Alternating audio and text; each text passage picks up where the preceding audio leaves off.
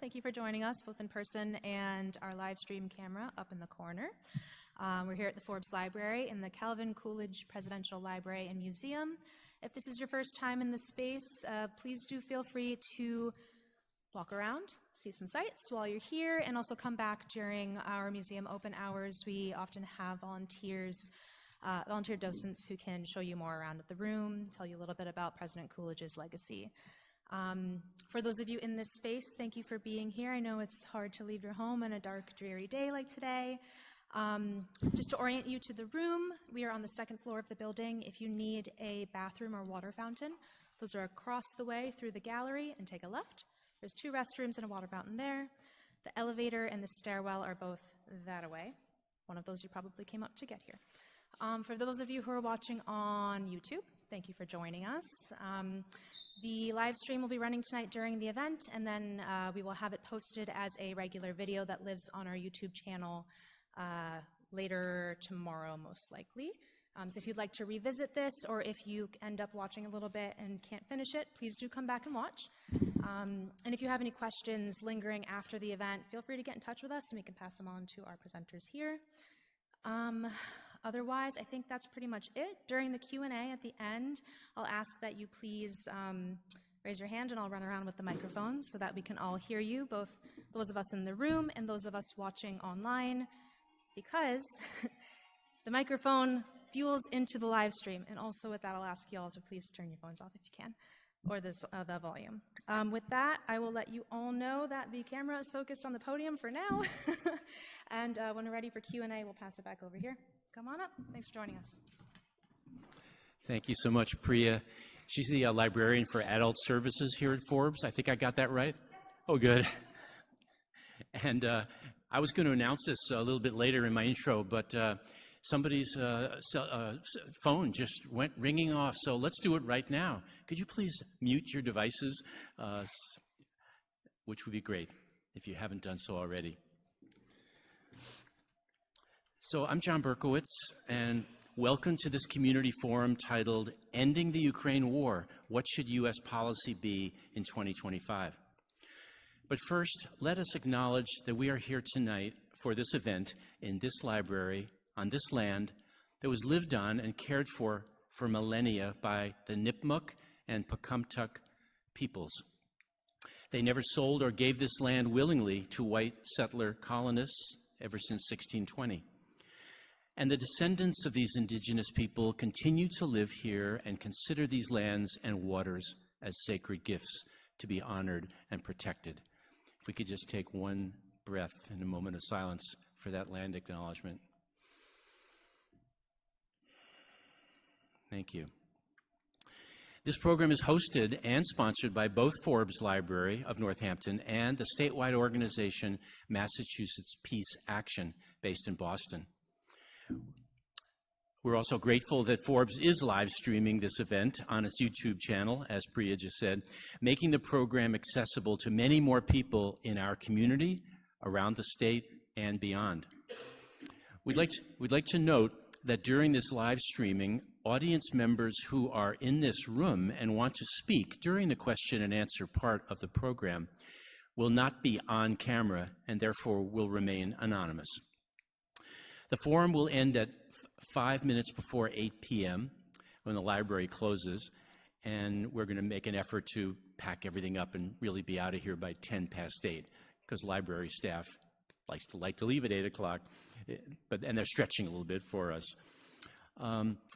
This is the 3rd public forum on the Ukraine war that Forbes Library has hosted in the past 14 months.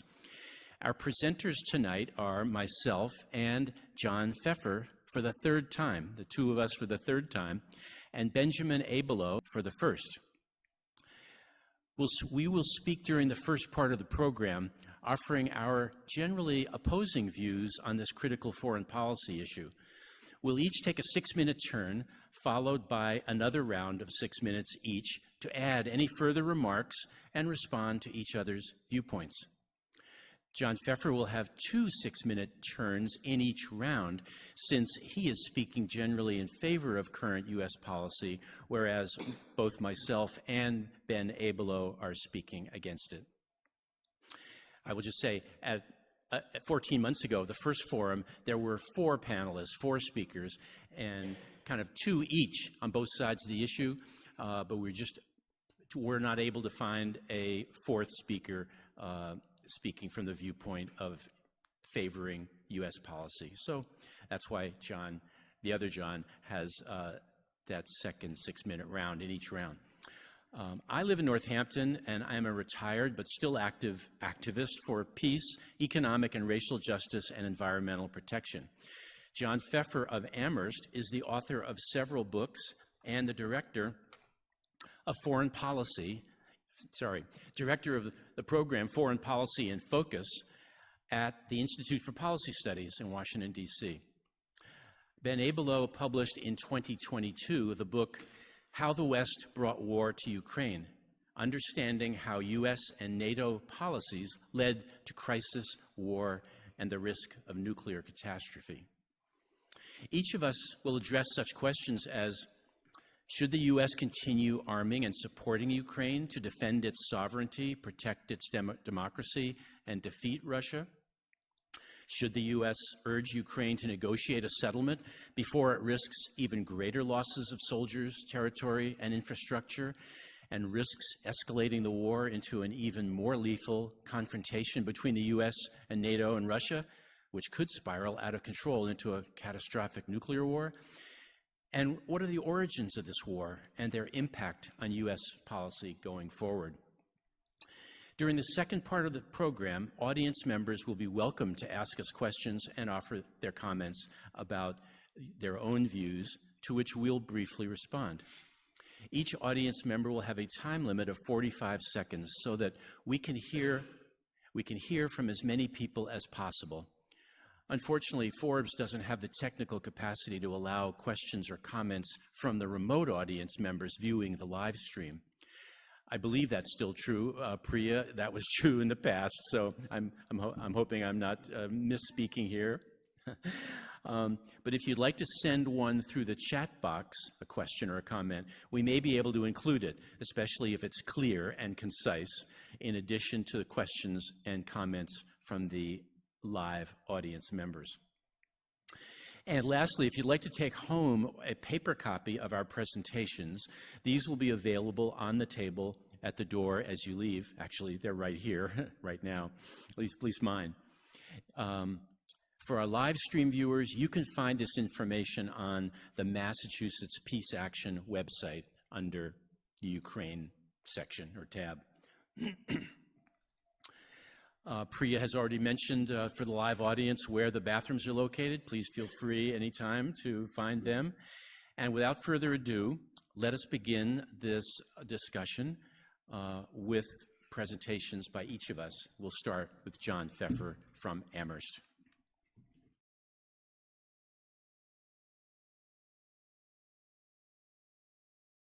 John, and thank you all for being here. It's a pleasure to be here for the third time. It seems as though many factors are contributing to what seems to be a push at the moment toward a ceasefire. What are those factors? Well, Ukraine. Volodymyr Zelensky has said that he is open to compromise, to trading land for peace. Vladimir Putin, well, the Russian economy is definitely in perilous condition. We've seen that the sanctions are starting to bite. We have 9% inflation rate in Russia. We have a 21% interest rate. They're running low on soldiers, as are the Ukrainians. The Russians are obviously in need of other soldiers. They brought in 10,000 North Koreans. They have emptied their prisons, basically, by conscripting labor from those prisoners. They have basically offered the equivalent of $22,000 for sign-up bonuses, and they fooled Yemenis and Indians into fighting their war in Ukraine. So obviously they need folks to fight this war. They're running out of folks. So it's likely that they too, perhaps, are more interested in compromise. And then, of course, we have Donald Trump, who has said that he will end the war on day one. How he'll do that? Well, not exactly sure, but we'll go into that in some detail. But what I'd like to point out to you in this first presentation is this is not as it seems. I've given you suggestion that things seem to be converging towards peace, ceasefire, some kind of end in the conflict, but that's not actually the case. Let's start with Russia.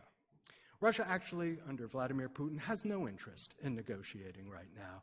Russia has been gaining ground in November, 11 square miles per day, in its attempt to beat back the Ukrainians, especially in the Donbass region. The maximalist position of the Putin administration remains. It wants to, quote-unquote, denazify Ukraine, that is, replace its administration with a Kremlin-friendly political arrangement, and it wants to disarm the country, in other words, remove it from being any kind of potential threat in the future. And in terms of how it has responded to what the Trump administration has said, that may be its plan, its concept of a plan for ending the war, let me just quote to you from Konstantin Malofeyev. Malofeyev is an oligarch, a very close confidant of Putin. When he speaks, he's often saying in an unvarnished way what the Kremlin is really thinking. Malofeyev said to the Financial Times, Keith Kellogg is Trump's envoy to Russia and Ukraine, Keith Kellogg comes to Moscow with his plan.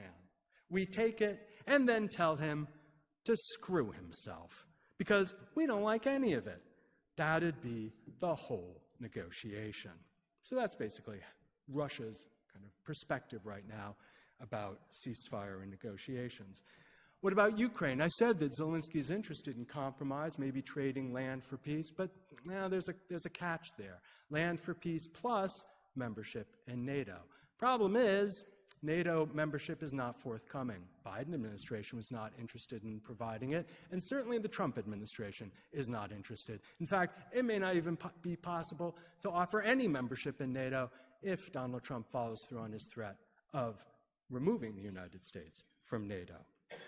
In addition, Zelensky is getting $1 billion in military assistance from the Biden administration that was just announced, a $50 billion loan that's collateralized on the interest of Russian assets frozen in the West, $20 billion of which was provided by the Biden administration today. And the Ukrainians are considering lowering the conscription age from 25 to 18. In other words, the major reason why Zelensky has talked about trading land for peace is because they don't have enough soldiers. They don't think that they can really defend Ukraine effectively. But if they lower the conscription age from 25 to 18, they'll have a shot, perhaps, of holding the line. In other words, Russia is not interested in negotiating because it thinks it can still seize more land. Ukraine is not interested in negotiating because they're getting more assistance as we speak, and it's a fight for survival for them. And I'll talk about that in the second part a little bit. And then what about Trump? He said he's going to end the war on day one. But what does that mean exactly? Does that mean actually ending U.S. assistance to Ukraine? Probably not. This is what Keith Kellogg, his envoy, said in testimony to the Senate last year. A war born in American weakness can only be ended by American strength. That's why the path to bringing these negotiations about is to enable Ukraine to defeat the Russian army in Ukraine and provide Ukraine with the military armament it needs to do so. This is Trump's envoy on this issue. What is Kellogg's plan? To threaten Ukraine with a removal of aid if it doesn't come to the negotiating table, threaten Russia with providing Ukraine with more aid if it doesn't come to the negotiating table. But as I've explained, neither side at this point is particularly interested in negotiating. So these threats are not likely to be effective. Let me just finish by saying that, as Augustine said about abstinence, he said, "Give me abstinence, but not yet," because of course he still wanted to sow his wild oats. The suggestion right now is peace, but probably not yet. The kind of peace that is imagined by Donald Trump, perhaps and certainly by Vladimir Putin, is not a just peace. It is the peace of occupation, the peace of the cemetery, the peace, and I think it's always ironic to have a land acknowledgement at the beginning of this, because what happened to the Native Americans? They were occupied, and they were defeated militarily, and they were exterminated, and that is what Ukraine faces today, and that's why we have to defend them. And that's why I support defending them. Thank you.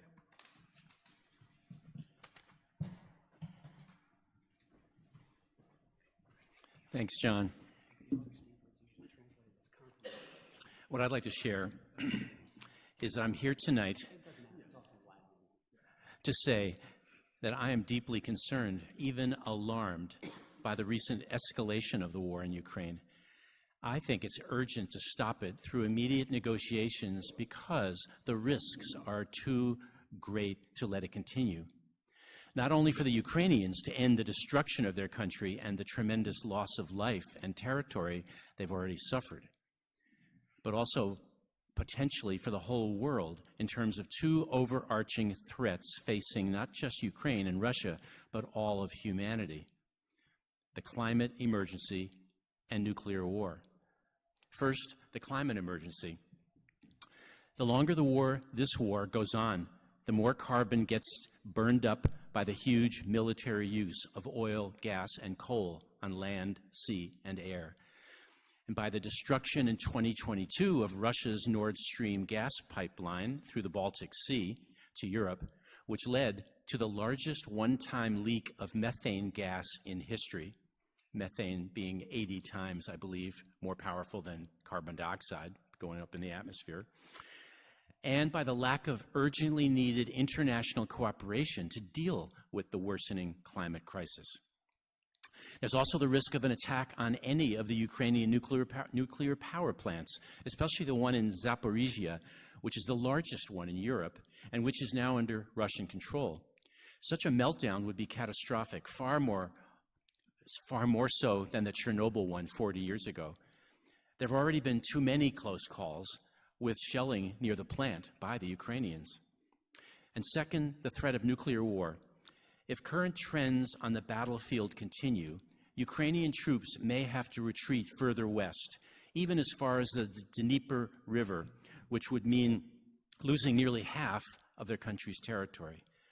The US and NATO may then decide to help Ukraine avoid such a defeat by, one, sending in American so-called advisors and or French, British, Polish, Romanian troops. Two, allowing Ukraine to continue using British and allowing Ukraine to continue firing US and British long-range missiles that can attack targets deep inside Russia. These missiles are actually operated by US and British personnel on the ground in Ukraine and at European bases. This crossed a big red line for Russia, which responded a month ago with an attack on a Ukrainian munitions factory using a new powerful missile that cannot be shot down. And three, allowing Ukraine to attack for the second time this year Russia's long-range radar sites that provide early warning of a nuclear attack. It's generally believed that these Russian radar stations are fewer and more inferior to American ones, so it could lead to a false alarm of an attack and an accidental launch of their weapons in response. Any or all of these would be a dangerous escalation of the conflict, leading to a direct military confrontation between the US, NATO, and Russia. Both sides are armed with nuclear weapons, and Russia has indicated that it would consider using them if they were attacked and threatened with defeat by such non-Ukrainian forces and weapons. Just like many policies and leaders of my own nation and government, I question and oppose Russian ones too. But I think we must stop vilifying and demonizing them and start talking to and negotiating with them. Did the Russians stop talking to and negotiating with us after we illegally invaded Iraq? We effectively negotiated with the Russians for the 45 years of the Cold War, and then, since 1990, to at least limit, if not eliminate, nuclear weapons. But President George W. Bush pulled out of the anti-ballistic ABM treaty in 2003. Trump abandoned the Intermediate Range Nuclear Forces, INF treaty, in 2018, and the Open Skies Treaty in 2020. And Biden has done nothing to advance the most important one for the last 40 years, the START Strategic Arms Reduction Treaty, which is set to expire in February of 2026. One of the voices sounding the alarm is George Beebe in his July 1st Time magazine article titled "The Coming Russian Escalation with the West." He's a former director of Russia analysis at the CIA, author of the book "The Russia Trap: How Our Shadow War with Russia Could Spiral into Nuclear Catastrophe," and now works for the Quincy Institute of Responsible Statecraft in Boston. He makes an urgent case for us to right-size the Russian threat to Europe and the U.S., not exaggerate it. I also want to urge our attenders and our viewers to look up the following other experts who are equally concerned about U.S. policy toward Ukraine. Two are also at the Quincy Institute: Anatol Levin, longtime professor, journalist, and author of a recent article in The Nation magazine called "The Ukraine War, Compromise or Collapse?" And James Webb, a third-generation U.S. Marine and former defense policy advisor to a senator and to the Senate Foreign Relations and Military Affairs Committee. Then there's Ted Postal, a top MIT professor of nuclear weapons and international security and former advisor to the Pentagon. He's been speaking out strongly about the great danger of the Ukrainian attack on Russia's early warning radar that I mentioned a bit earlier, and more recently about Russia's response to Ukraine's firing our long-range missiles into Russia. Finally, I'll also add Professor Nikolai Petro of the University of Rhode Island, whose recent book is titled "The Tragedy of Ukraine: What Classical Greek Tragedy Can Teach Us About Conflict Resolution." His family left the Soviet Union in the 1950s, and he has taught in and visited Ukraine repeatedly in the last 12 years. And last but not least, Jack Matlock, the career diplomat and U.S. ambassador to the Soviet Union in 1990 as the Soviet Union was collapsing. He asserts that Gorbachev was given high-level assurances that NATO would not be expanded into Eastern Europe, close to Russia's borders. Thank you. We'll now move back to John Feffer for his second 6-minute turn, and then after that will be Ben Abelo.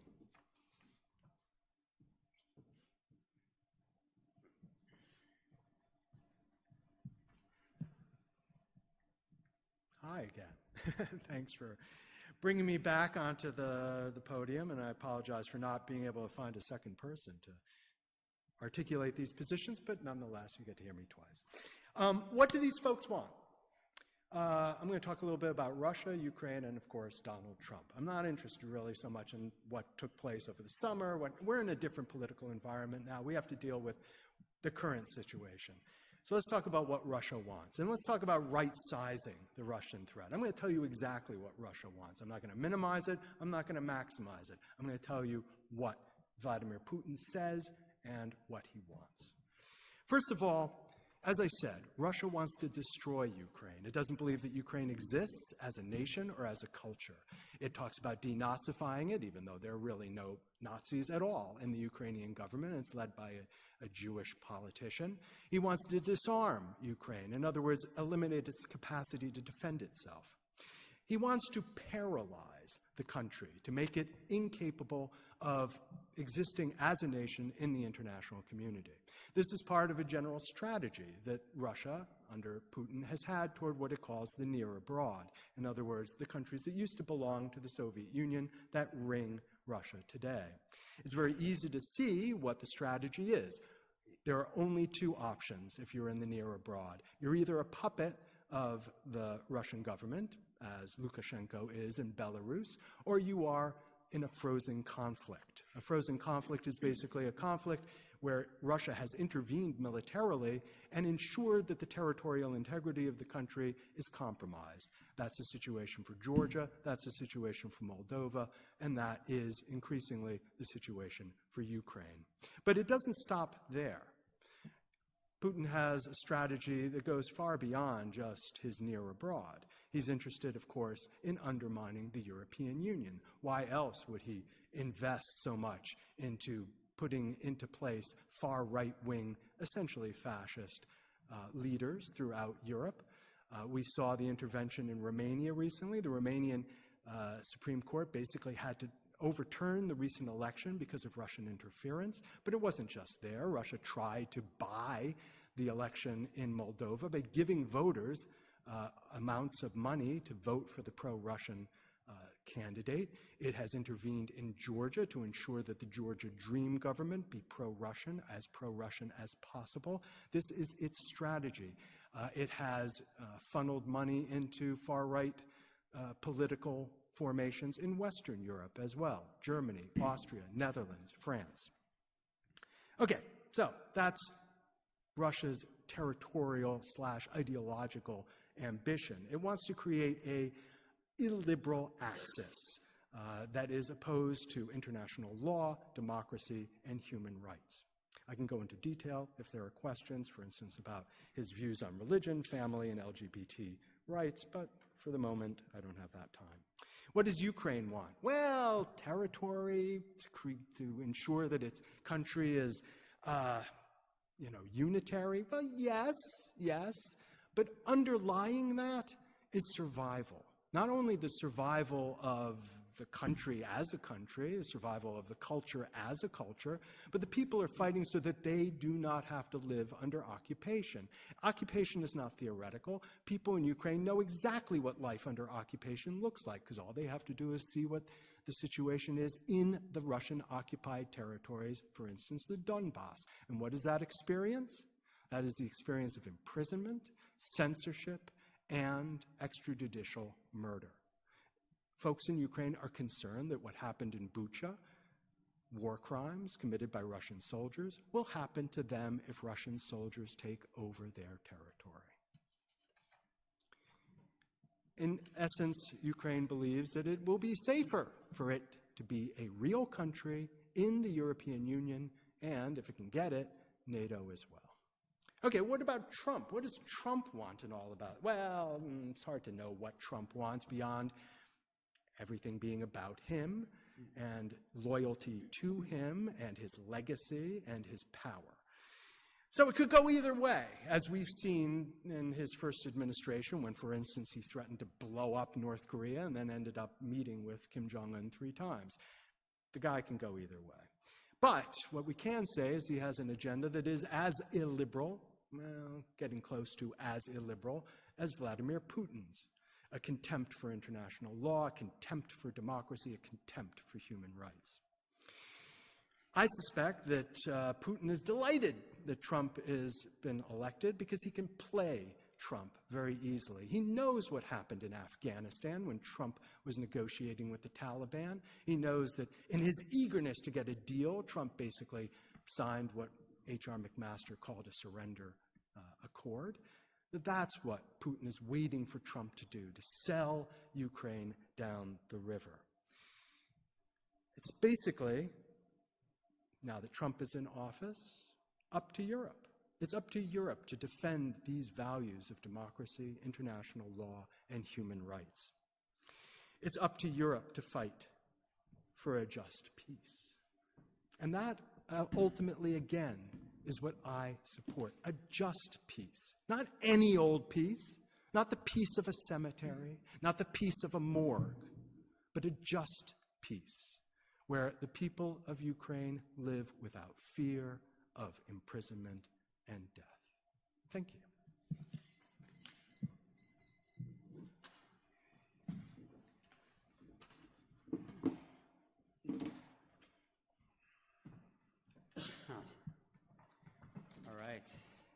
Okay, thank you. Well, first, thanks for the library and for Massachusetts Peace Action, John, for organizing this, and for Deborah Andrew, who's selling my book outside.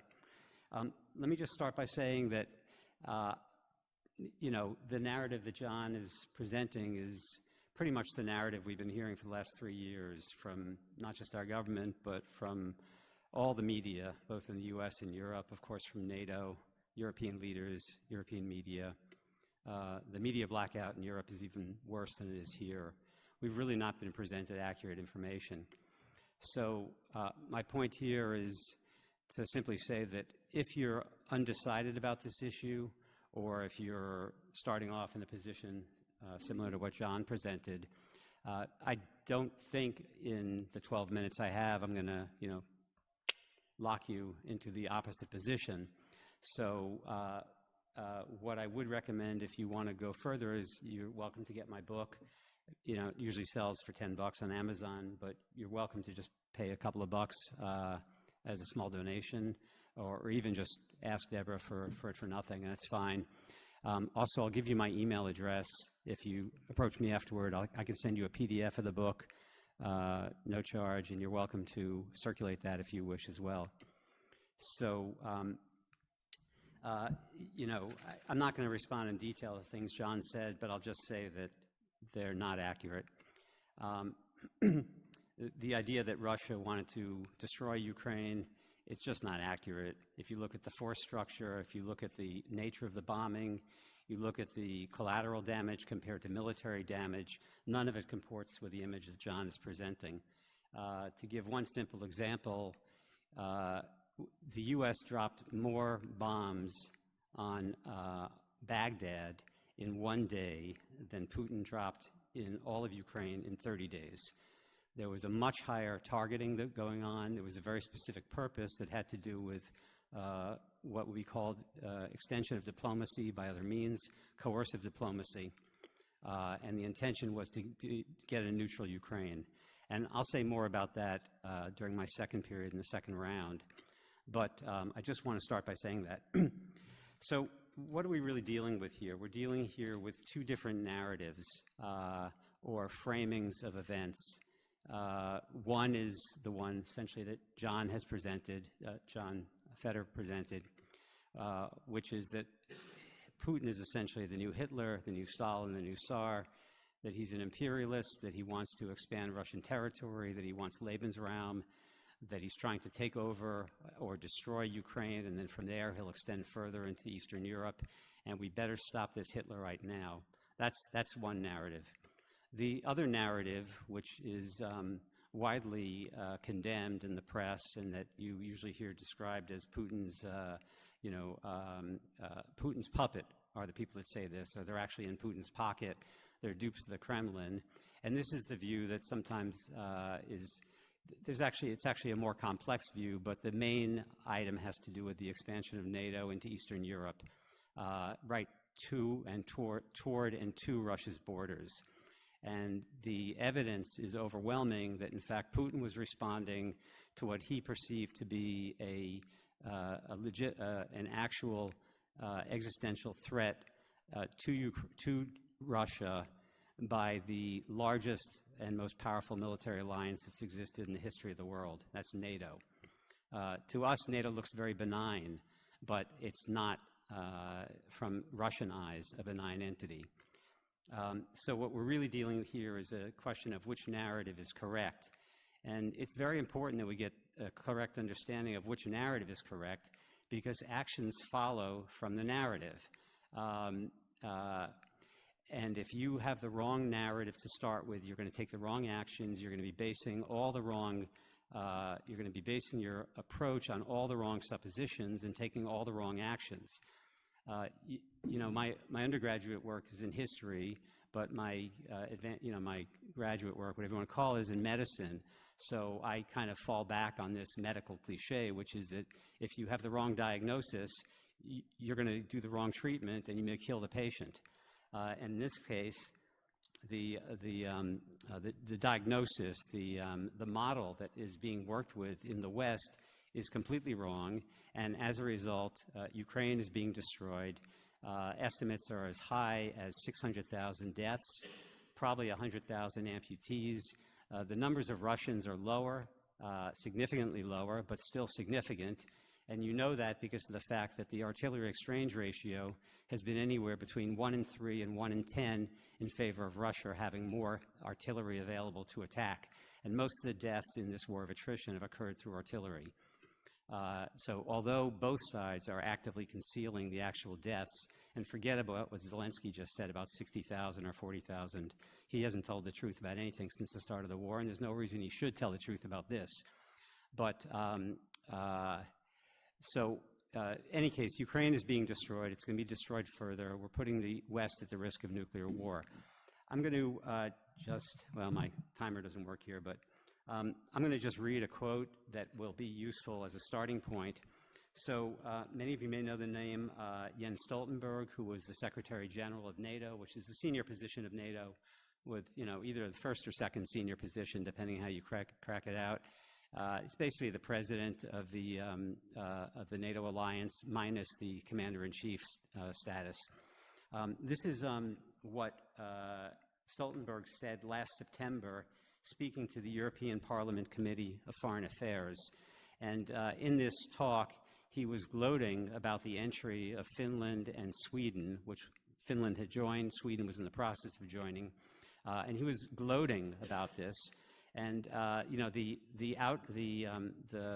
lesson that anyone should take from this is don't gloat, because you say things you don't want to say that are stupid and that are going to run against your position. He did what the American economist Jeffrey Sachs called the Washington gaffe, which is accidentally blurting out the truth. So I'm going to read you a piece from Stoltenberg's talk to the European Parliament's Committee on Foreign Affairs, and I probably have to stop let me just finish this one passage. It is historic that now Finland is a member of the alliance, and we have to remember the background. The background was that President Putin declared in the autumn of 2021 and actually sent a draft treaty that they wanted NATO to sign to promise no more NATO enlargement. That was what he sent us, and was a precondition for not invading Ukraine. Of course, we didn't sign that. So he went to war to prevent NATO, more NATO, close to his border. He got the exact opposite. He has got more NATO presence in the eastern part of the alliance, and he has also seen that Finland has already joined the alliance and Sweden will soon be a full member. This is good for the Nordic countries. It's good for Finland and Sweden, and it's also good for NATO. And it demonstrates that when President Putin invaded a European country to prevent more NATO, he's getting the exact opposite. That's what you call a Washington gaffe, carried out by a person in Washington or a person who's effectively under the control of Washington, which NATO is the dominant and controlling nation. Anyway, I assume I'm out of time here. So let me leave it at that. I'll have another 6 minutes. I'll bring a few more quotes that support the position that I think is the correct one, which is the one I'm arguing for. And then, there'll be some discussion afterward, Q&A. Thanks so much, Ben. That is the first round. Thank you for, hope it whetted your appetite, and I hope it's generating questions or your comments, based on what you've heard, our viewpoints. But then we're going to, as advertised, we're going to go at it again and try to go a little deeper with our own perspectives, our own views, and perhaps begin to respond to what we've heard from one another as well. So this is the beginning of the second round. When that's done, the rest of the evening is Q&A when we get to there. So we'll start again with John Feffer.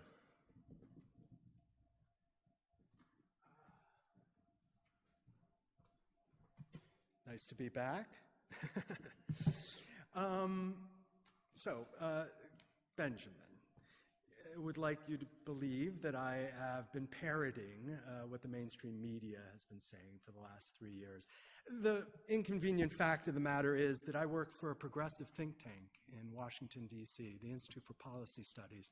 I work daily on a critique of U.S. foreign policy, and I've done so for the last 15 years. In 1997, I began writing about NATO and about Eastern Europe, and I wrote a piece then that criticized NATO expansion. I said it was the worst possible U.S. policy, and I continued to take that position for the next 15 years. I hold to it today, that it was a terrible idea for the United States to push NATO expansion.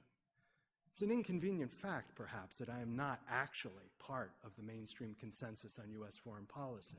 I criticize U.S. foreign policy 99% of the time, But occasionally, 1% of the time, I find some agreement with what the United States has done, and in this case, its support of Ukraine is one of those. Benjamin says that many of the things I said were not accurate. He didn't have time to provide the details. I'd be interested in seeing what those details are. He did mention two things that I said were inaccurate. Let me respond to those. One was that I said that Putin wants to destroy Ukraine, and that obviously the military campaign has not been saturation bombing to the extent that a country would be destroyed. But let me point out that I was not saying that he was interested in destroying the country. He wants to destroy the government, and he wants to destroy Ukraine's capacity to function as a country in the international community. It's very different, and it includes not just military, but a variety of other methods to undercut Ukraine. He said that I have characterized Putin as an imperialist. Actually, I was very careful not to use that term, imperialism, because I believe that what Putin is interested in is not reconstituting the Soviet Union, much less invading Eastern Europe. He's not stupid. He knows that he'd get his ass kicked if he tried to invade Eastern Europe. What he's interested in doing is creating an entirely different kind of relationship between Russia and the near abroad, Eastern Europe, and the European Union. It's not an imperialist strategy. It's not an attempt to create Lebensraum. It is Ruski Mir. Ruski Mir literally means Russian world. And by the way, that's Ruski Mir, not Rossiyski Mir. There's a difference in Russian between the two words. Ruski means ethnic Russian. Rossiyski means civilian Russian. In other words, you can be a Rossiyski in Russia and not be ethnically Russian. You can be Latvian, you can be Kazakh. If you're Ruski, you are ethnically Russian. It used to be that Vladimir Putin talked about Rossiyski this, Rossiyski that, because he was educated in the Soviet Union and he understood that it was a multi-ethnic federation. But he started to change the way he talked, roughly around 2013, around the time of the Euromaidan protests in Ukraine. And he started talking about Ruski this, and Ruski that, because he was no longer interested in defending Rossiyski, the kind of civic virtues of a multi-ethnic federation. He was interested in ethnic Russians and defending the rights of ethnic Russians. He had, in a sense, transformed himself into a Russian nationalist, which he hadn't been before. And this is a signal transformation in Russian and Putin's version of geopolitics. There were a couple of other things he said which were interesting, but let me just talk about NATO expansion for a moment. As an existential threat, nah, that's not what Putin was worried about. What was the Euromaidan protests about? Was it about NATO membership? No. It was called the Euromaidan because it was about building a relationship between Ukraine and the European Union. It was about a stronger trade relationship, which Viktor Yanukovych, at the time, the Ukrainian leader, was not interested in because he wanted a stronger economic relationship with Russia. It was the threat that Ukraine would have a tighter relationship with Europe and all that Europe represented, as I said, international law, democracy, human rights, and the prospect that those values would take root in Russia as well. Because remember, there were plenty of protests during that period in Russia that were aimed at democratizing the country, that were opposed to Putin's rule. That's what Putin was worried about. He wasn't worried about NATO membership. He didn't raise much of a fuss when the Baltics entered NATO at the end of the 1990s.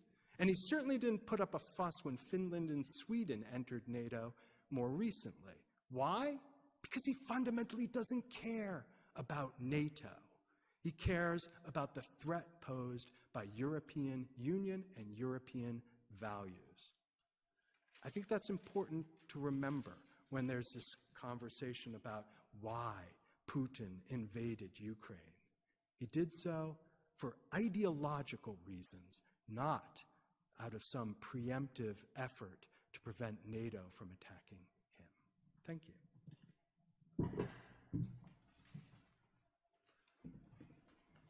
Thank you, John. I just want to mention that since I met John Feffer 14 months ago, since we had the first panel discussion here 14 months ago, we've actually sat down at 2 restaurants and had coffee and discussed a lot of these details and argued and at least tried to negotiate our way towards some kind of common understanding of this war. Well, we haven't, but at least we've been working at it, and I'm hoping we can continue even after this. There's a lot that you said, John, that I wanted to respond to, but I'm going to wait and do that during the Q&A if I have the time in terms of your questions. But the more important things that I want to say are this. In one of his final and most important speeches, President Kennedy said in 1963 that regardless of how much we oppose the policies of the Soviets, we must learn to live with, negotiate, and cooperate with them on areas of our common security.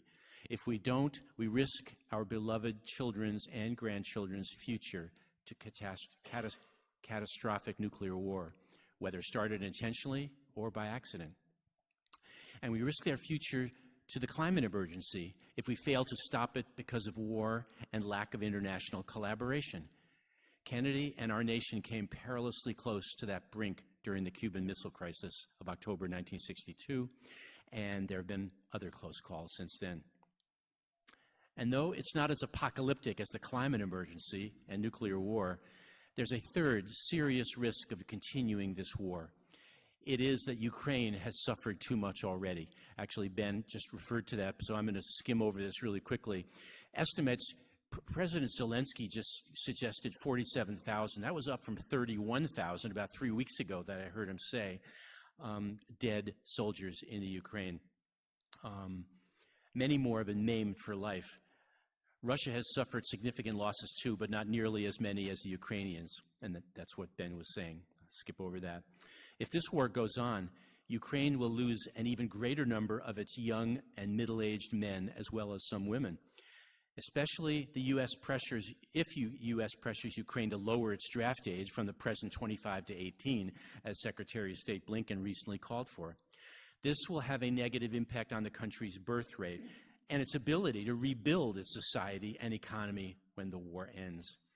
It will also lead, as all wars do, to big increases in crime, drug addiction, domestic violence, child abuse, and suicide from the PTSD, post-traumatic stress disorder, that will plague so many of the men who survive this war and those who marry and become fathers.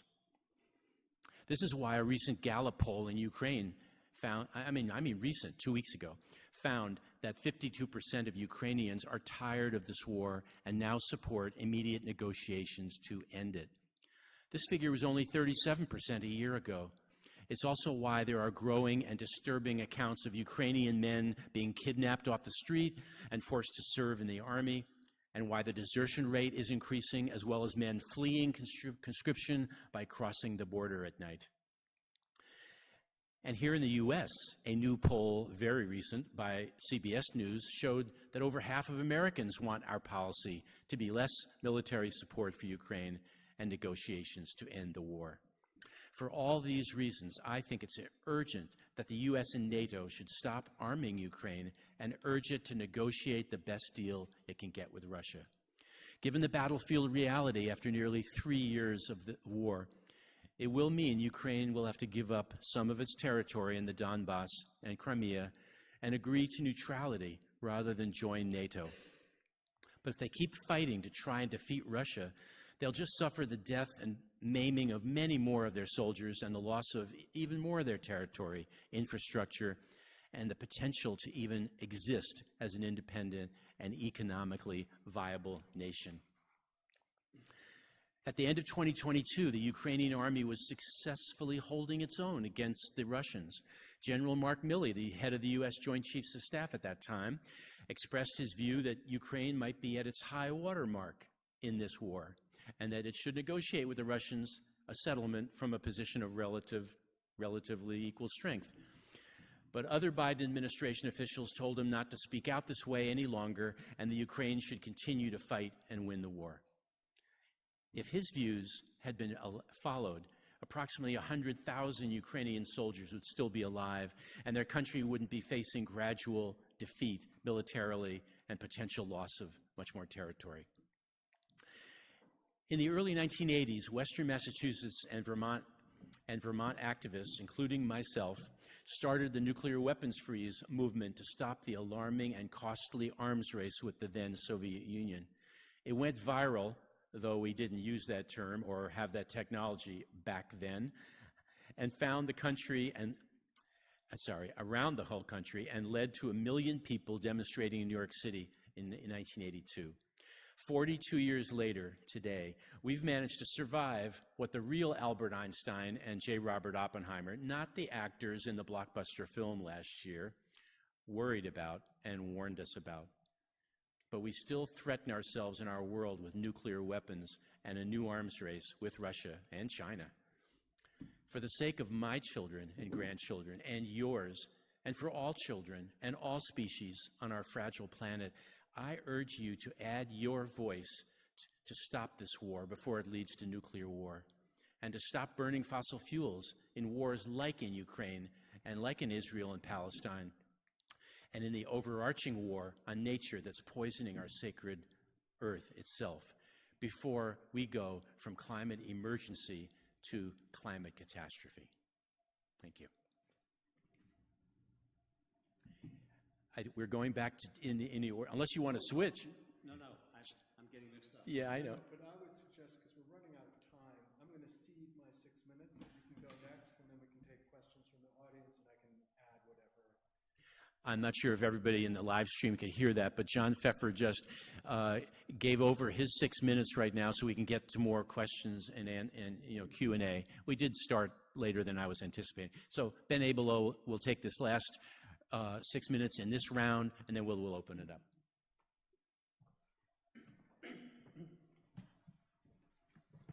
Well, again, I don't want to spend most of my time responding specifically to John, just as he didn't want to spend most of his time responding to me, but I do want to do what he did, which is also respond to a couple of points.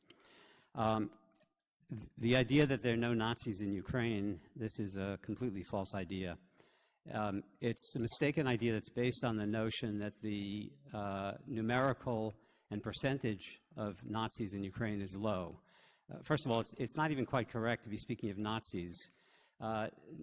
Nazis, fascist with a large F, as in Italian fascism, these are subcategories of a broader category that scholars call integral nationalism. And Ukrainian nationalism is understood to be a category within the category of integral nationalism. Details don't matter, but these are basically what people mean by fascist with a small f. And many of them did fight with the Nazis, and they killed, certainly, let's call it 80,000 Poles and Jews. Bandera, Shushkevich, etc. But as far as Nazis right now, they have a small minority in terms of the voting population, but Nazis and fascists do not work by democratic means. They use coercive power, and they are armed and they are dangerous in Ukraine. And in fact, they exert what is sometimes referred to as a coercive veto over Ukrainian policy, both domestic and foreign. And I'll give you just one simple example. So Zelensky was inaugurated in, I forget, was it May or July? The dates I mix up, 2019. And in his inauguration speech, by the way, Zelensky had run on a platform of peace, a peace platform, and there were 70 independent peace-oriented groups operating in Ukraine at that point. And what they wanted to do was to validate the Minsk agreements, which had been signed in 2014 and 2015, but that the Ukrainian government was balking on signing, and which the Western governments, especially Germany and France, were not actively advocating and pushing for. But in any case, Zelensky, at his inaugural address, stated very publicly, he said that he wanted to make peace with Russia, and that he was willing to give up his position and even lose his place in the government if that was what was required to make peace with Russia. Now, 1 week later, the man who was in charge then of the group called the Right Sector, which was the violent group that was involved, especially involved in the Maidan events of 2014, in a written interview, and I can point you to the actual quote if you want to see it, he said, Zelensky says that he is willing to give up his position. No, he will give up his life. He will hang from a tree on the main street of Ukraine, and main street of Kiev. This was the beginning of a reversal in Zelensky's position. By the way, that the person who made that threat never faced any retaliation from the government. There was never any attempt to convict him of a crime. This was the beginning of a downward slide in Zelensky's policies by which he basically capitulated to the fascist far right within Ukraine. Now, the word capitulated, that's not my word. That's the word of the Ukrainian-Canadian scholar Ivan Kachanovsky. And I can point you to his work on the Maidan. He's probably the most single knowledgeable person about the internal dynamics of the Maidan massacre that occurred and other aspects of the Maidan. But in any case, the situation inside Ukraine is very different from the one we usually hear. Keep in mind right now that Ukraine, there is no free press. Opposition parties have been banned. The Russian Orthodox Church has been banned. And this banning, by the way, started taking place well before the Russian invasion in 2022. So we are not dealing here with what we would call a democratic society. We're dealing with a society that's struggling with deep internal corruption, with a fascist far right that currently exerts a coercive veto over Ukrainian policy. There's a lot more to say about all this stuff. I'm happy to talk more about Maidan and Euromaidan and the violent coup that popular protest culminated in, and other features such as that, on the notion that Putin was trying to destroy Ukraine as a functioning society. Well, that's a complicated one, but we'll have to talk about that. He only wished to destroy Ukraine as a functioning society. It's not even clear he wants to do that now, but this is something that the political scientist John Mearsheimer has warned about since 2014. He said that if the West keeps pushing for Ukraine to join NATO, then Putin is going to be left with only one choice, which is to try to destroy Ukraine. If we reach the point where Ukraine does get destroyed as a functioning society, it's precisely because the internal dynamics in Ukraine and within the West made it impossible for Ukraine to declare neutrality with respect to NATO. All right. I don't have a lot of time, so I'm going to make just two brief quotations here. John also pointed out that certain countries have joined NATO, and Putin didn't seem too upset about that, and that's accurate. Different countries have greater levels of concern, but Ukraine has been from the get-go the primary country that Russia is most concerned about joining NATO. And I'll read you a quote here from William Byrne from 2008. This was a confidential email sent to Condoleezza Rice, Secretary of State. William Byrne was the U.S. ambassador to the Soviet Union. He's now currently the director of the CIA. This is what he wrote to Condoleezza Rice. Ukrainian entry into NATO is the brightest of all red lines for the Russian elite, not just for Putin.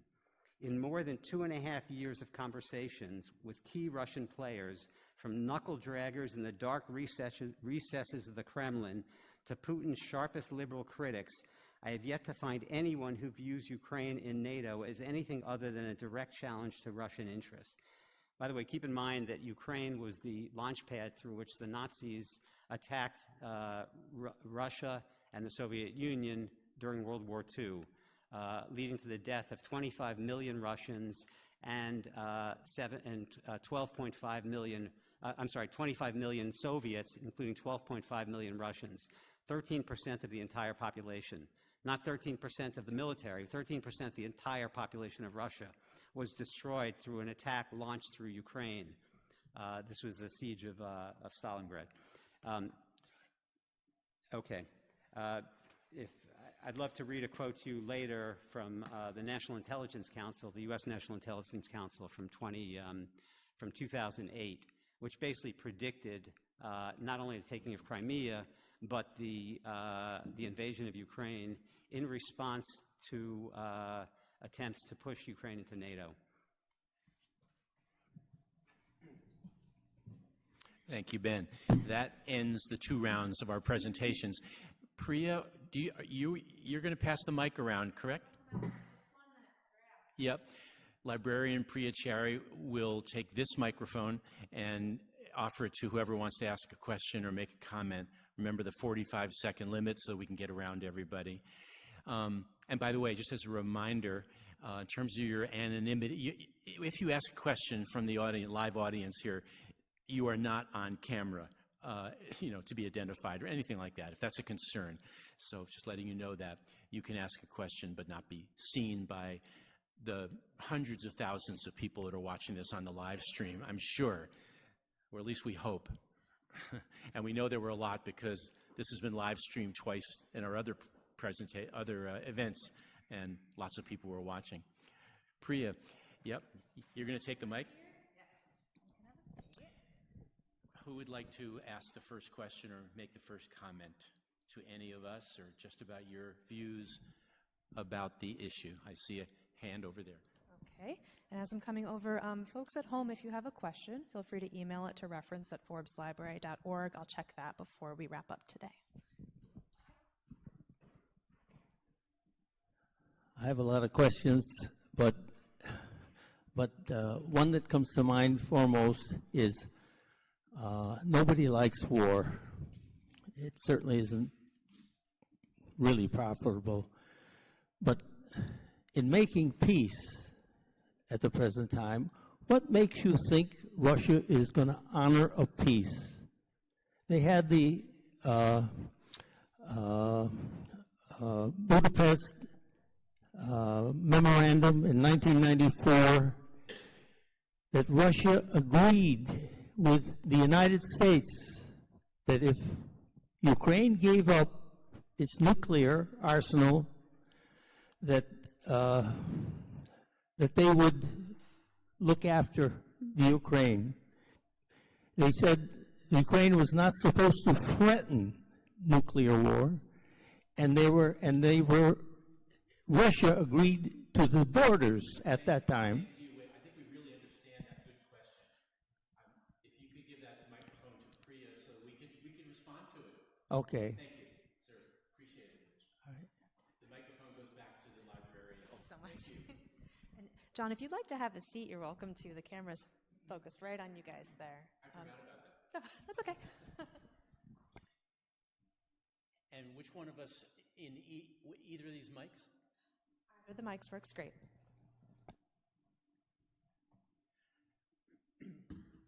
Anybody like to a brief 1 minute max response to the gentleman's question? Sure.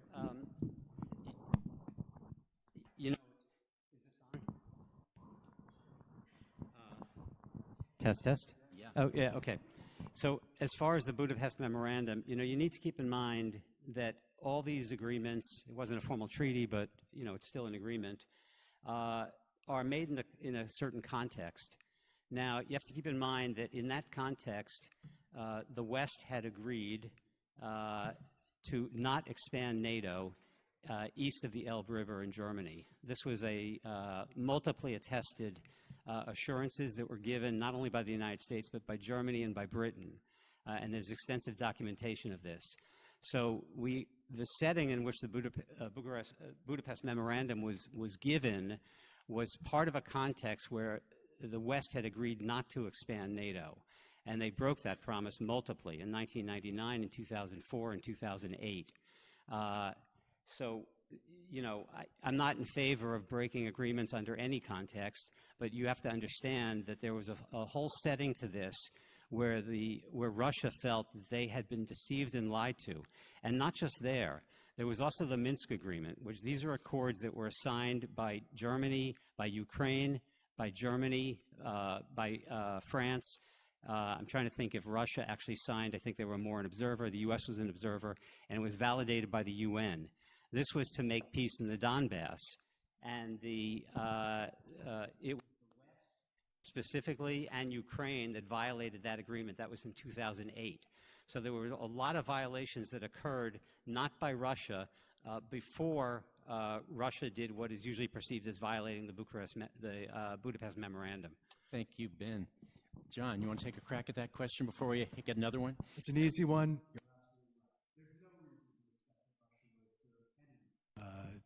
That agreed to. Trump would do the same thing he did with the Taliban. There were assurances that the Taliban would prevent terrorist attacks within Afghanistan. They would do a variety of different things. There were no mechanisms to ensure that the Taliban would comply with that, and they didn't. So that's likely would happen in the situation with Russia. As for the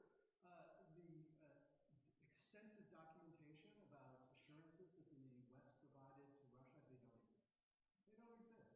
There were some verbal assurances that even Gorbachev, who presumably was the one who received those assurances, has said, actually, no, we were not promised that NATO would not expand. Now, mind you, I'm saying this as someone who opposed NATO expansion. I was opposing NATO expansion at every point along the way. But we've got to tell the truth. There is no documentation, certainly none on paper, about those assurances. Thank you, John. Let's go on. We don't have a lot of time. Let's go on to the next question or comment. Front row. Okay. I'm thinking, regardless of why the war started, it seems like what's happening now is U.S. military aid is just pouring gas on the flames, just continuing, allowing the war to continue indefinitely. And I was just thinking, well, what would have happened if the U.S., when we invaded Iraq, what would have happened if the Russians and the Europeans had supplied countless weapons and support to the other side, to the Ba'ath Party, to Saddam Hussein? It would have continued indefinitely, the war, impossibly. It was a war of occupation at that time. And that's, so it's not good for the people of Ukraine, no matter how you look at it, for the war to continue. And the U.S. military aid, stopping the military aid is the only way the war is going to stop. Because it seems like every time you turn around, they're talking about, Ukraine can maybe advance here or there, but it never happens. It's just basically a stalemate. The Russians are winning a little bit, but the bottom line is to stop the U.S. military aid. Thank you for that one. Who'd like to take the first crack at that? I was so busy listening to it, I'm not ready to take a crack at it. Okay. One of you.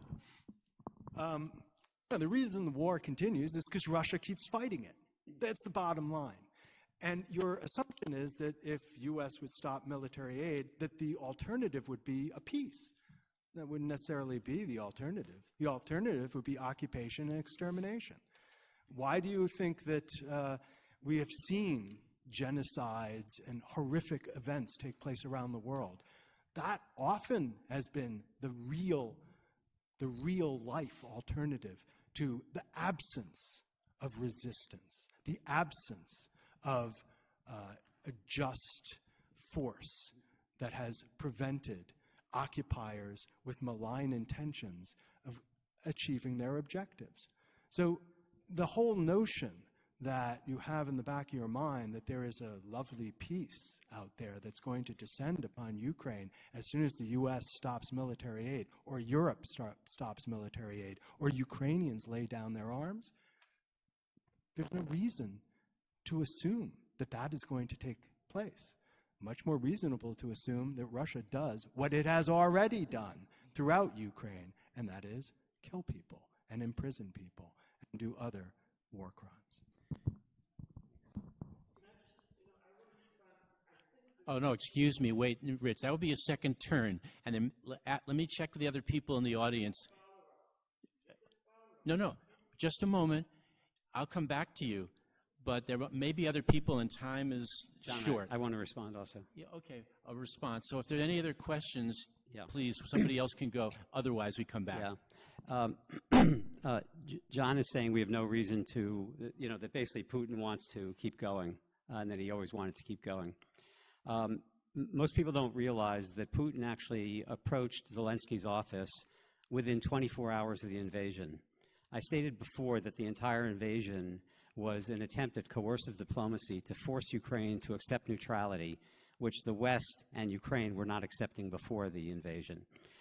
Within 24 hours, on February 25th, Putin's office approached Zelensky's office and offered the beginning of negotiation for peace in exchange for Ukrainian neutrality, with a return of all territory. It was only within 24 hours. There wasn't a lot of territory taken, but with a return of all territory to the status quo antebellum, that is, to where the borders were drawn before the February 24th invasion. And that was in exchange for Ukrainian neutrality. Then there were sets of, by the way, that was sabotaged by the West. That initial interaction was sabotaged by the State Department, and we have, I can provide links on this as well. Then we had new negotiations that started directly between, I'm talking about your negotiations between Russia and Ukraine. They wanted to make peace in exchange for neutrality. There were negotiations that took place in Belarus, first in person. Then we had intermediaries with both Naftali Bennett, the ex-Prime Minister of Israel, and Gerhard Schroeder, the ex-Chancellor of Germany, were involved. And then there were extensive negotiations in Istanbul. All of these were broken up by the U.S. So there's every reason to think, and we've seen evidence of this from day one of the war, that Russia wanted to negotiate peace in exchange for Ukrainian neutrality, and if anything, it was the West that broke this all up. And it's the West that seems to be untrustworthy in this case. Thank you, Ben. Other comments or questions? Somebody who hasn't had a chance yet? There is a question that don't- came in through the And we email. have 5 minutes? We've got about 5 minutes, yes. There's a question that came in through email from someone watching from home, if it's okay if I read that. Okay. Quote, I've watched the YouTube channel Russian Media Monitor, and it has Russians discussing these issues. The participants often call for the total destruction of Ukraine and its Western allies. Are these mainstream media personalities expressing the Russian government's position, or are they just trying to entertain viewers? Unquote. Thank you to the person watching on the live stream to sent that question in. Take a crack at it. I mean, well, first of all, the notion that Russia's only interested in neutrality is erroneous. I mean, in those negotiations you were talking about, neutrality was not the only thing that was on the table. You fail to look at actually what Russian government statements are, what Putin actually says his war aims are. And that includes denazification, which requires not the destruction of the country as a whole, as I said, the destruction of the current government. And when I said that there were no Nazis, I said there were no Nazis in the government. I didn't say there were no Nazis in the country.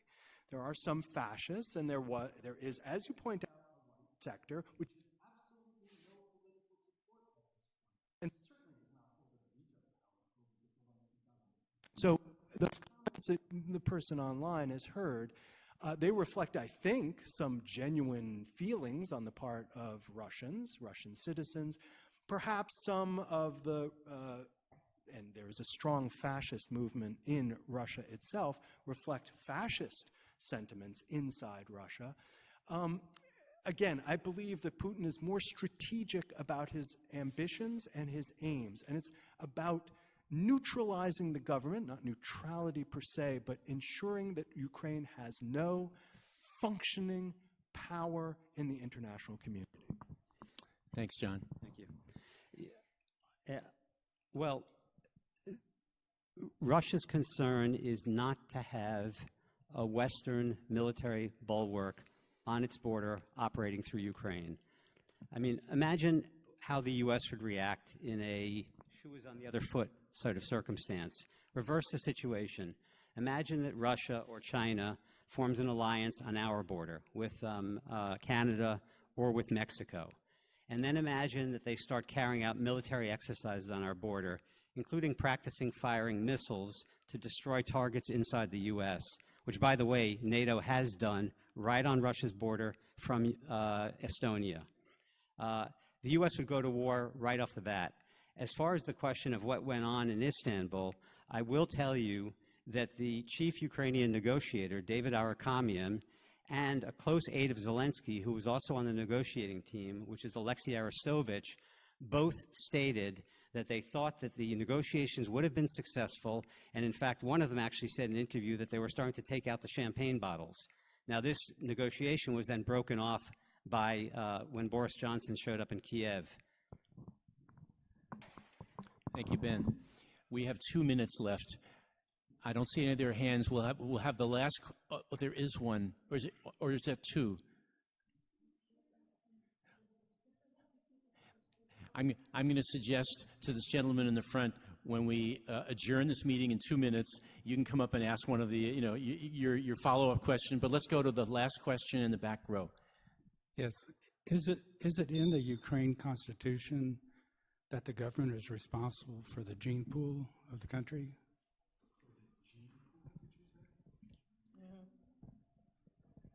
I wasn't totally clear what you said. Were you? Yeah, can you clarify a little more? Is in the Constitution of Ukraine, is there a portion where it says the government is responsible for the gene pool of the country?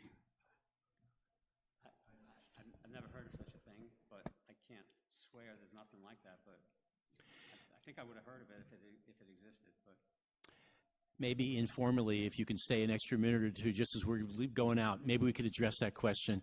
But we do need to stop now to honor this wonderful library that has hosted us for the third time in 14 months. Thank you, Priya Chari, Adult Services. Thank you all for coming. Thank you for watching the live stream. It will be recorded and soon on the Forbes Library website. If you want to encourage other people to watch it. Thank you all.